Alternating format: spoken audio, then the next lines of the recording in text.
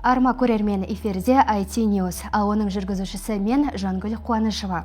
Қазақстандық IT стартаптар ақш нарығын бағындыра бастады. Отандық инновациялық жобалар көлік, логистика, денсаулық сақтау салаларында өз тиімділігін дәлелдеп, америкалық нарыққа шығуда.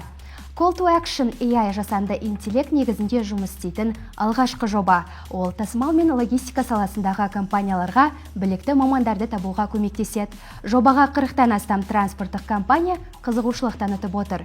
Стартаптың жалпы құны $7 миллион. Аутизм спектрум қосымшасы аутизм спектрі бұзылыстарының белгілерін ерте анықтауға көмектеседі. Жоба үздік әлеуметтік жоба атанып, Қазпатенттен авторлық құқық куәлігін алды. Cerebro AI стартапы инсультты ерте кезеңде анықтайтын жүйені әзірледі. Қазақстандағы 47 инсульт орталығында 700-ден астам дәрігер бұл технологияны қолдануда. Жоба Сауд Арабиясы мен Қытайда да сұранысқа ие. Қазақстандық стартаптар әлемдегі өзекті мәселелерді шешіп, адамдардың өмір сүру сапасын жақсартуға үлес қосуда. Қытай RISC-V чиптерін кеңінен қолдануды ұсынды. Бұл қадам Бейжіңнің батыс технологияларына тәуелділікті азайтуға бағытталған әрекеттерінің бірі. Қытайдың киберкеңістік әкімшілігі, өнеркәсіп және ақпараттық технологиялар министрлігі сияқты 8 мемлекеттік орган бірлесіп әзірлеген құжат наурыз айында жарияланады деп күтілуде. RISC-V бұл Intel мен AMD басқаратын X86 және SoftBankқа тиесілі ARM сияқты патенттелген технологиялармен бәсекелес чиптер.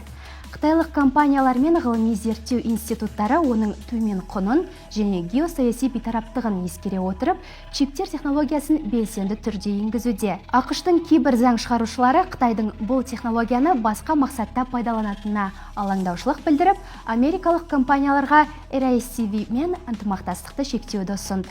Қытайдағы ең ірі RISC-V жеткізушілерінің қатарына Alibaba-ға тиесілі Huantai және Nucleus System Technology кіреді. Сарапшылар жасанды интеллект, әсіресе DeepSeek компаниясының танымалдылығы RISC-V-дің Қытайда кең тарауына ықпал етеді деп санайды. Nvidia мен Broadcom Intel'дің 18A өндіріс процесін сынақтан өткізуде. Бұл Intel'дің заманауи чип өндірісіндегі жетістіктеріне деген сенімділікті білдіреді. Бұл сынақтар компаниялардың Intel мен $100 миллион келісімшарт жасауға дайын екенін көрсетуі мүмкін. Intel'дің 18A технологиясы жасанды интеллектке арналған күрделі процессорларды шығаруға арналған және Тайваньның TSMC компаниясының баламалы технологиясымен бәсекелеседі. Сынақтар толыққанды чиптерді емес, Intel'дің 18A процесінің мүмкіндіктерін бағалауға бағытталған. Өндіріс сынақтары бірнеше айға созылуы мүмкін және нақты бизнес келісімдерге кепілдік бермейді. Intel бұған дейін Microsoft және Amazon мен 18A технологиясы бойынша келісім жасағанын мәлімдеген, бірақ егжей-тегжейлі ақпарат бермеді. Сонымен қатар Intel тапсырыс берушілер үшін чип өндірісін 2026 жылдың ортасына дейін кешіктіруі мүмкін. Компания табысты бола алса, ақш-тың ең заманауи жартылай өткізгіштерін ел ішінде өндіруіне мүмкіндік береді. Бүгінгі жаңалықтар легі осы, келесі кездескенше сау болыңыздар.